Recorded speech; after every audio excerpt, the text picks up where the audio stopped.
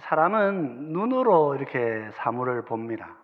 그래서 눈이 보이지 않으면 사실은 온 세상이 어두워지게 됩니다. 눈은 단순히 이제 보는 것이 아니지요. 또 많은 또 위험에서부터 나를 건져 줍니다. 어디로 가야 될지, 어떤 길을 선택해야 될지, 내 앞에 놓인 갈림길에서 어디로 가야 될지를 내가 선택할 수 있습니다. 눈이 없으면 어디로 가야 할지 방향을 알지 못합니다.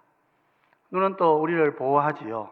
앞을 못 보면 웅덩이에 빠지기도 하고 길을 가다가 돌에 걸려 넘어지기도 합니다. 보여야 피할 수 있는데 안 보이면 그렇게 되는 거죠. 눈은 또 다른 기능도 있지요. 우리 지난주 사경에서 통하여서 따뜻한 눈은 어떻습니까? 다른 사람을 격려하기도 합니다. 믿음의 인내를 가지고 끝까지 기다려주는 눈은 우리 자녀들을 건강한 인격으로 자라게 하는 소망을 주기도 합니다. 그래서 눈은 우리 몸에 너무 중요한 것입니다. 그러나 눈이 아무리 건강해도요, 눈이 아무 소용이 없는 경우가 있습니다. 캄캄한 어둠에 들어가 버리면 눈은 아무 기능을 하지 못합니다. 빛이 없으면 그렇게 되어 버리죠. 빛이 없으면 우리 눈이 보고 있어도 사실은 보지 못합니다. 시력이 아무리 좋아도 앞이 보이지 않습니다. 칠흑 같은 어둠이 오면 돌뿌리를 분간하지 못해서 걸려 넘어질 수밖에 없습니다. 빛이 없다는 것은 사실 앞을 보지 못하는 것과 같은 것이다. 그렇게 말할 수 있지요. 어둠에 거하면, 어두운 곳에 있으면 눈은 제 기능을 할 수 없는 것입니다. 그래서 우리에게 빛이 필요한 것입니다. 눈이 밝고 건강하더라도 모든 사람에게는 빛이 있어야 됩니다. 빛이 없으면 아무리 건강해도 눈은 그 힘을 발휘할 수가 없기 때문이죠. 오늘 우리가 읽은 이 본문의 말씀은 예수님께서 이제 3년의 공생애를 이제 마감하시는 3년째의 마지막 해 후반부, 남은 한 6개월 정도에 있었던 사건을 기록하고 있습니다. 이때 예수님께서는 가버나움을 떠나셔서 유대 광야 세례 요한이 사역하던 곳에서 사역하고 계셨습니다. 여기를 기반으로 해서 우리 요한복음 7장을 보면 초막절에 예수님께서 예루살렘으로 한번 올라가시죠. 또 10장을 보면 수전절에 예수님께서 예루살렘으로 올라가십니다. 지금 이제 세례 요한이 사역하던 이 유대 광야에서 예수님께서 예루살렘을 향하여서 이렇게 바라보시고 그곳을 향해 나아가고 계신 것을 볼 수가 있습니다. 실제로 우리 예수님께서 유대 광야 혹은 이 여리고 지역은 해발이 한 마이너스 400m쯤 된다 그러죠. 또 예루살렘은 해발이 한 800m 됩니다. 한 1.2km 정도, 1200m 정도의 높은 곳에 이렇게 예수님께서 몇 번에 걸쳐서 예루살렘으로 올라가신 모습들을 보게 됩니다. 오늘 본문이 7장과 10장 사이에 있기 때문에, 그리고 보면 오늘 9장의 이 사건은 예수님께서 초막절에 예루살렘에 올라가셔서 그곳에서 큰 기적을 행하신 일을 보여주고 있는 것입니다. 당시의 명절은 초막절이었고 예수님이 초막절에 예루살렘에 올라가셔서 앞을 보지 못하는 이의 눈을 볼 수 있도록 인도해 주셨다. 기적을 행하셨다 하는 것이 오늘 본문의 사건입니다. 본문의 이야기는 이 맹인을 예수님이 보시니까 이제 제자들의 궁금해서 예수님께 묻는 이야기로 그렇게 본문이 시작이 됩니다. 1절과 2절을 보면 이렇게 이야기하고 있습니다. 예수께서 길을 가실 때에 날 때부터 맹인이 된 사람을 보신지라. 제자들이 물어 이르되 랍비여, 이 사람이 맹인으로 난 것이 누구의 죄로 인함이니까? 자기니까 그의 부모니까? 그렇게 질문하는 것으로 시작이 됩니다. 사실 유대인의 질문은 이건 이제 하비루타라, 그래 가브루타라. 그래서 이제 요즘 우리 많은 사람들이 이렇게 묻고 대답하는 방식으로 교육을 하려고 애를 쓰고 있습니다. 맹인의 사람을 예수님이 보시니까 이제 제자들이 보면서 이제 생각이 납니다. 당시 유대인들 사이에는 두 가지로 이렇게 의견이 갈라져 있었던 것 같습니다.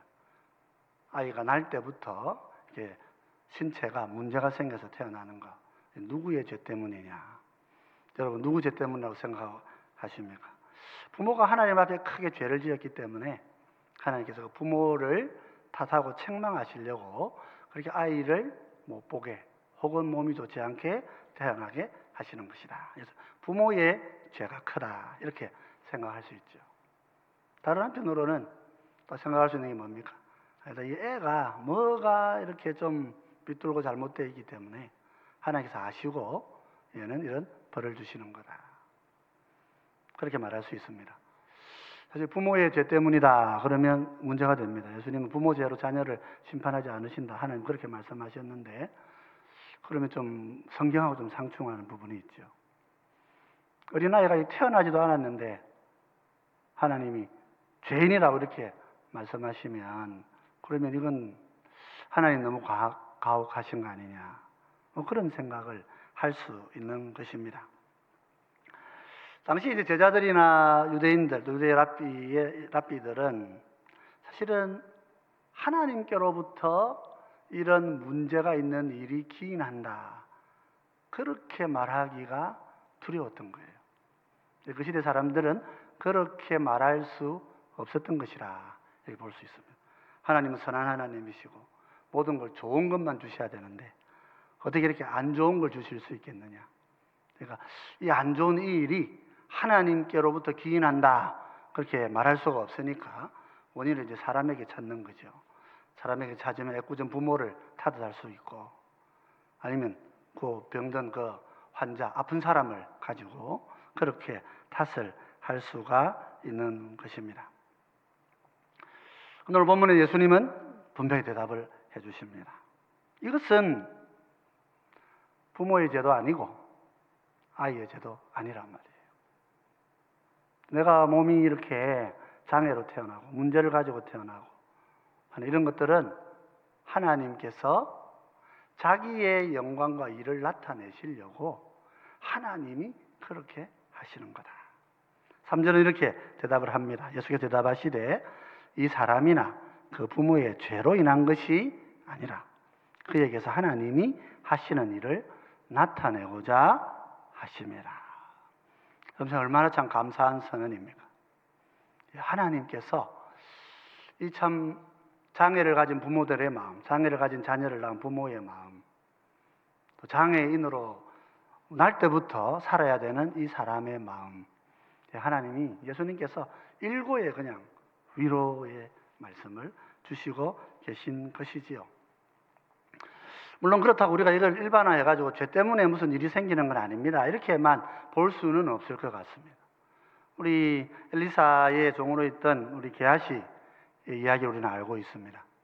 그죠? 나아만 장군이 와서 문둥병에 가서 고쳐달라. 엘리사 고쳐주지요. 요단강에 7번 왔다 갔다 잠수하면 들어왔다 나왔다 하면 다 낫습니다. 결국 나았습니다. 그랬더니 나아만이 너무 감사해가지고 막 선물을 줍니다. 엘리사 어떻게 하나요? 안 받죠. 돌아가라고 다 하나도 안 받고 돌아갑니다. 근데 이제 게하시는 좀 마음이 상했어요. 우리 선생님이 저러시면 안 되는데 이런 기적을 행하시고 뭐 수입이 좀 생겨야 우리도 지금 먹고 살 게 생기고 제자들도 좀 뭐 이렇게 살 수 있는 게 생기는데 이런 큰 기적을 하고 저렇게 큰 선물을 주는데 저걸 안 받으면 어떡하노? 그런 생각을 가지고 이제 나아만을 쫓아갔지요. 그래서 이렇게 몇 개 얻어옵니다. 오다고 몇 개 좀 얻어옵니다. 엘리사가 나무라지요. 지금이 어떤 때인데 네가 거기 가가지고 뭘 받아오느냐. 하나님의 권능으로 나라를 아람의 침범으로부터 지키는 이 위대한 지금 어쩌면 최고의 영적 전쟁을 지금 하고 있는 중인데 철딱선이 없이 가가지고 그 몇 개 좀 덜렁 받아온다고 네가 무슨 큰 부자가 되고 잘 살 수 있겠냐. 거기서 안 끝나고 어떻게 됩니까? 이 문둥병이 게하시한테 넘어가는 거죠. 죄 때문에 병이 생기는 경우도 있는 거예요. 그래서 우리가 무조건 하고 뭐 절대로 죄 때문에 병이 안 생긴다 그렇게만은 말할 수 없는 거예요. 오늘 이 맹인의 사건에서 우리 주님께서 말씀을 하고 계신 것이라 말입니다. 지금 이 사람의 경우는 하나님께서 이 일을 통하여서 하나님의 일을 나타내려고 하는 것입니다. 그렇지 않고 게하시와 같이 그렇게 원인이 찾아지면 어떻게 해야 되겠어요? 회개해야 되는 거, 빨리 마음을 돌이키고 제가 잘못했습니다, 하나님 용서해 주십시오, 그렇게 회개해야 하는 것입니다. 그리고 질병이 찾아오고 고통이 찾아올 때에 우리가 하나님께서 큰 일을 하시려고 고난을 주실 수가 있습니다. 그러나 또 동시에 내가 범죄함으로 말미암아서 하나님 앞에 이런 질병의 고난을 겪을 수도 있는 거예요.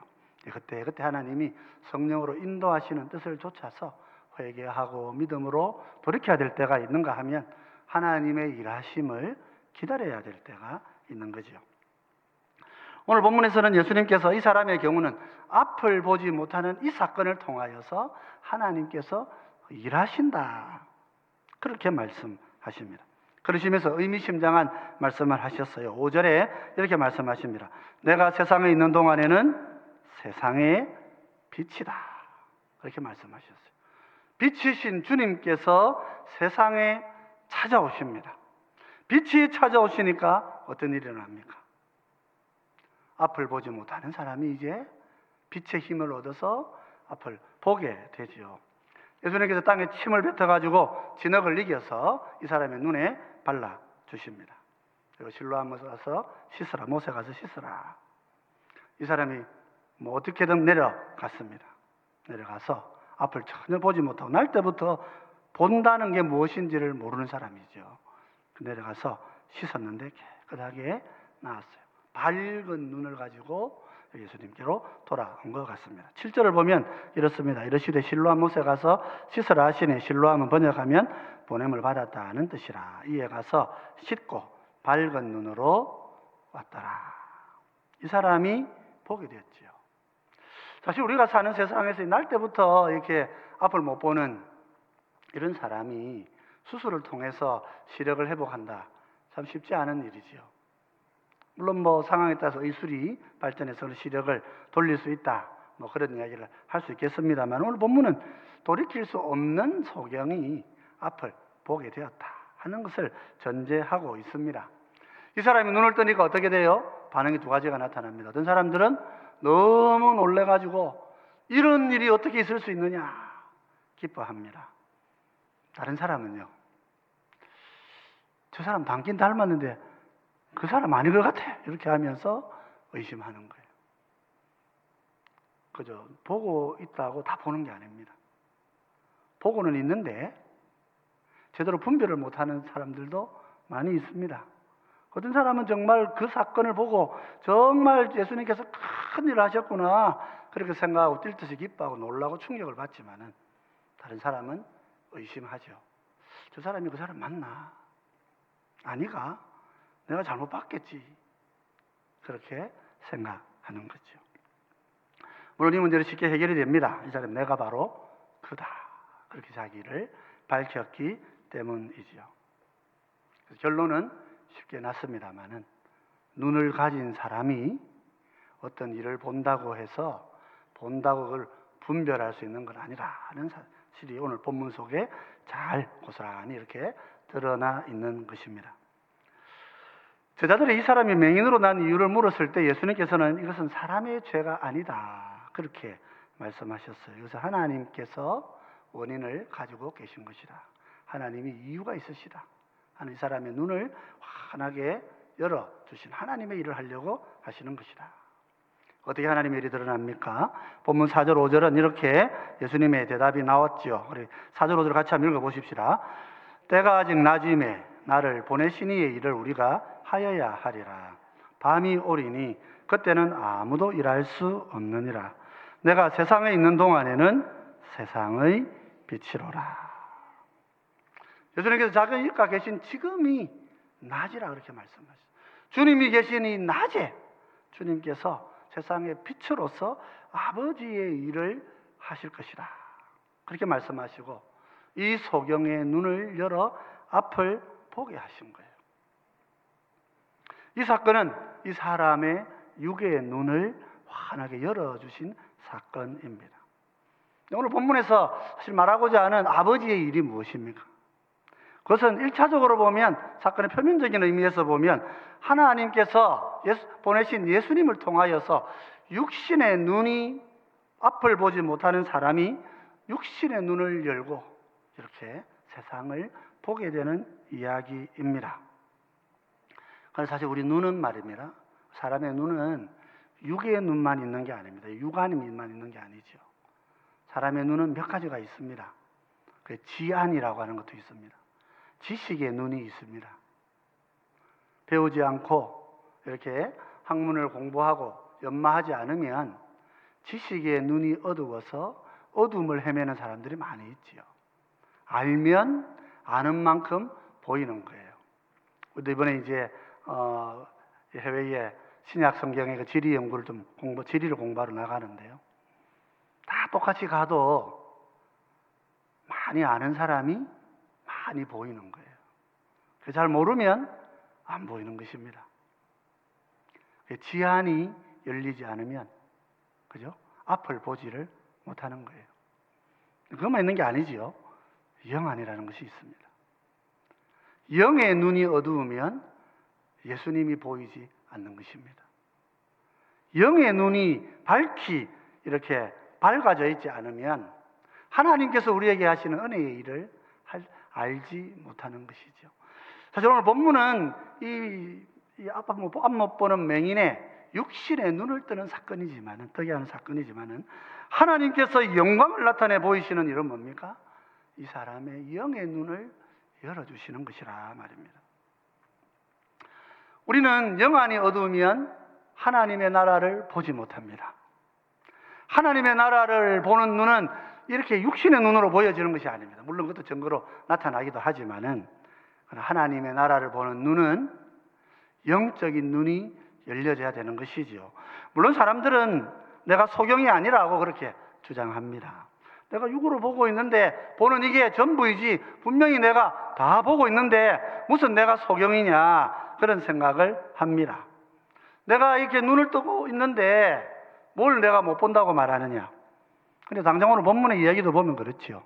이 사람 눈 뜨고 왔는데 사람들이 뭐라 그래요? 이 사람이 그 사람인지 잘 모르겠다, 그렇게 이야기하는 것입니다. 이 사람들이 어떻게 이 사람이 진짜 제대로 눈 뜬 건지 알아보려고 누구한테 갑니까? 본문의 뒤에 가보면 바리새인들에게 데리고 가요. 바리새인들 어떤 사람들입니까? 종교적인 사람들이죠. 신앙적으로 눈이 밝을 거라고 생각되는 사람들입니다. 그들에게 데려갔더니 16절에 이런 말씀을 하는 바리새인들은 이렇게 얘기합니다. 바리새인 중에 어떤 사람은 말하되 이 사람이 안식일을 지키지 아니하니 하나님께로부터 온 자가 아니라 하며, 어떤 사람은 말하되 죄인으로서 어떻게 이러한 표적을 행하겠느냐 하여 그들 중에 분쟁이 있었더니, 그렇게 기록하고 있어요. 바리새인들은 분명히 신앙이 깊은 사람이고 하나님의 말씀을 잘 연구하고 있는 사람들입니다. 그래서 이 사람들은 영적인 분별력이 뛰어날 거라 생각하고 이 사람들에게 이 맹인을 데리고 가서 이 사람이 눈을 떴다는데 정말 하나님의 은혜입니까 아닙니까 물어봅니다. 뚜껑을 열어보니까 이 사람들은 분별을 못해요. 왜 분별을 못해요? 이날이 안식일이었어요. 안식일에 예수님께서 사람을 고치셨단 말이에요. 그 당시 이제 유대인들은 의사들이 안식일에는 일하지 못하게 했습니다. 의사의 직업을 가진 사람들이 치료를 하는데, 그거는 주중에 평일에 병원도 다니고 다 해야지, 안식일의 날에 그렇게 하면 안 된다, 그렇게 이야기를 하고 있었던 것입니다. 그런데 예수님께서 안식일에 사람의 눈을 뜨게 하신 것입니다. 그들은 율법에 갇혀 있는 사람들이었어요. 그런 율법에 갇혀서 하나님의 법을 보지를 못해요. 그들은 어쩌면 율법에 대한 지하는 있었을지 몰라도 예수님을 보고 영안은 아직 갖고 있지 못한 사람들입니다. 예수님 뭐라 그러십니까? 안식일이 사람을 위하여 있느냐, 사람이 안식일을 위해 있느냐. 예수님 그렇게 말씀하셔요. 무슨 말입니까?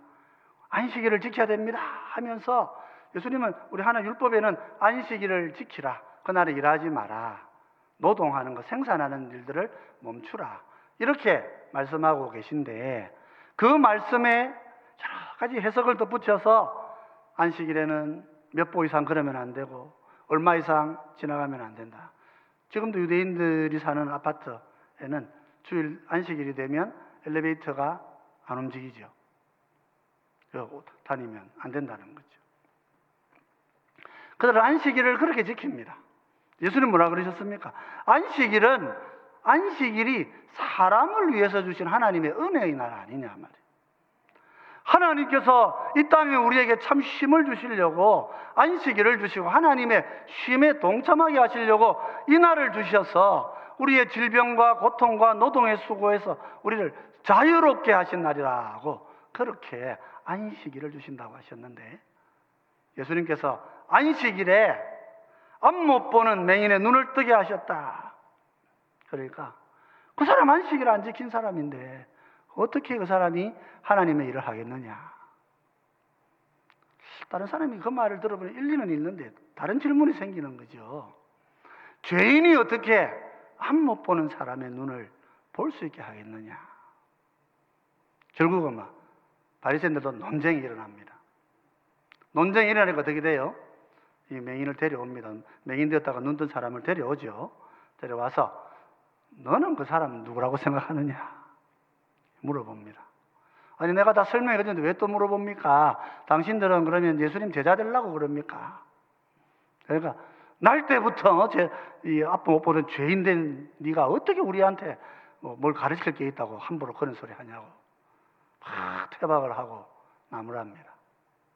그리고 이 사람을 출교시켜버리죠. 나는 정말 그분이 하나님께로 오신 분이라고 믿습니다. 이 사람이 그런 얘기를 했어요. 그 사람이 의인인지 악인인지는 내가 모르지만은 한 가지 분명한 사실이 있다고. 그 사람이 내 눈을 뜨게 했습니다.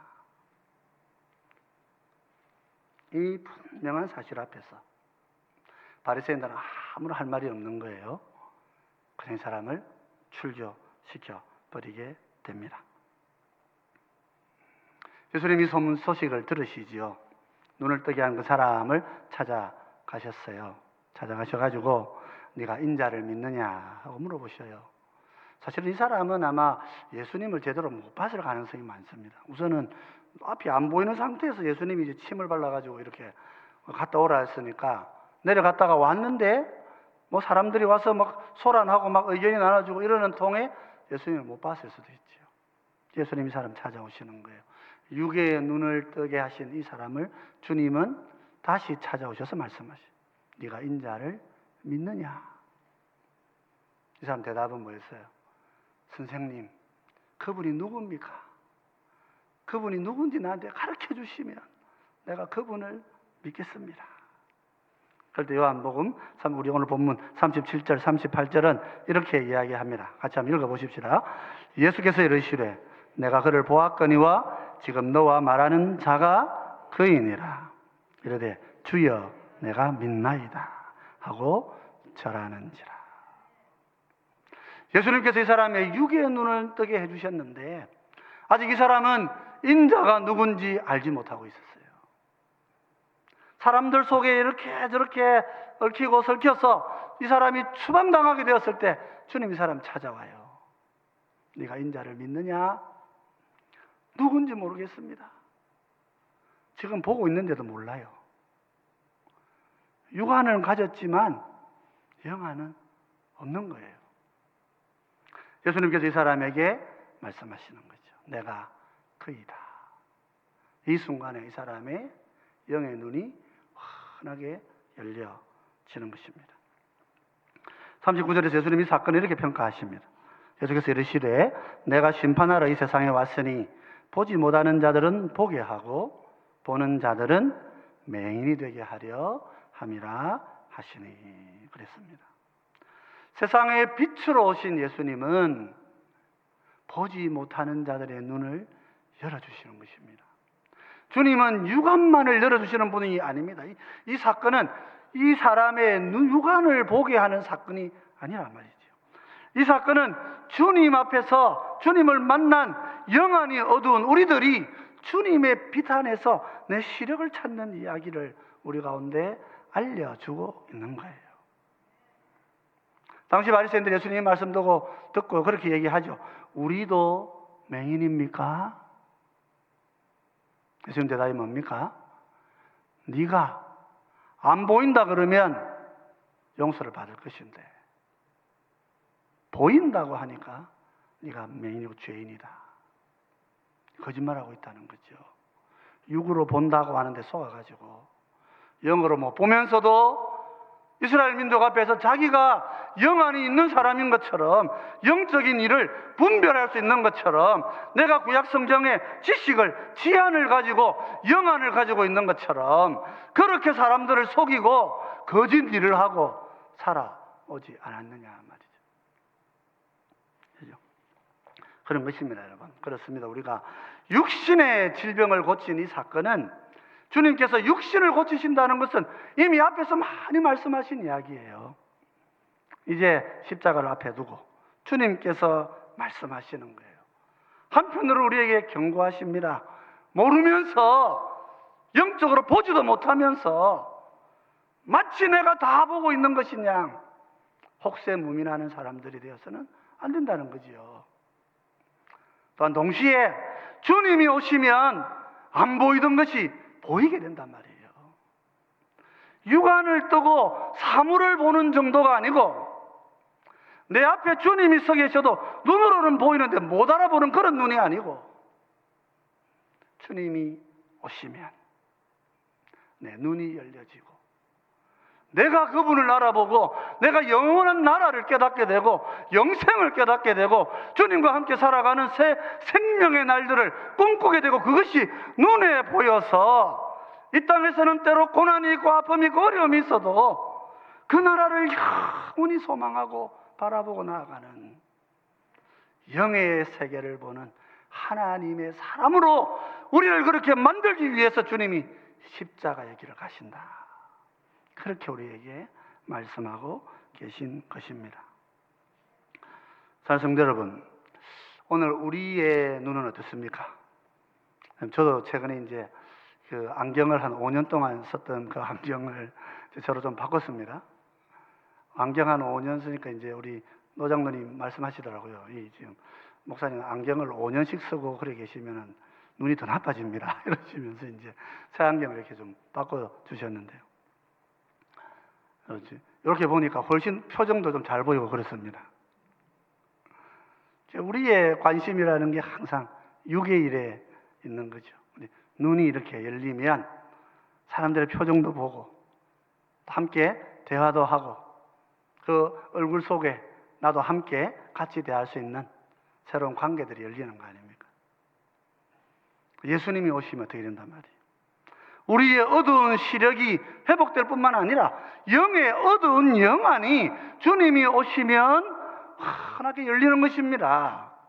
주님이 오셔서 내 영의 눈을 열어주실 때에 그때에 내가 천국을 바라보게 되고 주님이 누구신지 알게 되고 내 인생에 주신 이 영원한 복이 무엇인지를 깨닫게 되는 거예요.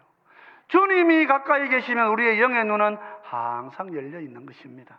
성령 안에 사는 사람은 영의 눈이 환하기 때문에 이 땅의 아픔 속에서도 주님을 찬양하고 이 땅의 고난 속에서도 주님과 함께 넉넉하게 이기는 힘을 가지고 살아가게 되는 것이지요.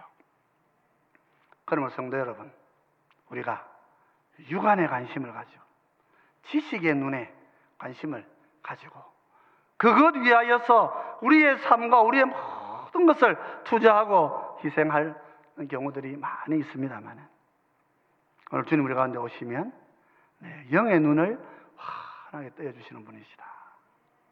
그런 이 진리를 마음에 잘 간직하시고 나의 삶도 주님을 보고 주님과 함께 영원한 생명의 나라, 영원한 주의 나라의 영광을 함께 보고 살아갈 줄 아는 그런 주의 자녀들이 되시기를 주의 이름으로 축원드립니다. 그저 이 땅에서 잘되고 이 땅에 괜찮은 것만을 위하여 신앙생활하는 거 아니고 주님과 함께 참 믿음의 길, 영생의 길, 진리의 길을 함께 걸어가시는 주의 복된 백성들이 되시기를 남은 3일 또 그렇게 기도하시고 또 승리하시는 주의 백성들이 되시기를 주의 이름으로 축원드립니다.